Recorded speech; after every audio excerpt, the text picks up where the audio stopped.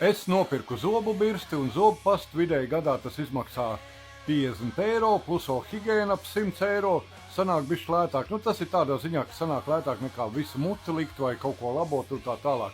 Šis vēl ir tāds, kā teikt, pieticīgs, citi vispār tur ļoti skarbi izsakās pa visu šito. Un labi, nesauksim tos cilvēkus pa kaut kādiem sliktiem, vienkārši ko var darīt, ka viņi nav izglītoti. Ir cilvēkiem problēmas, kur tu vari tīrīt, kur tu vari iet pie higiēnista, un neko tas nelīdzēs. Jūs man piekrīt, kas zina, tas zina.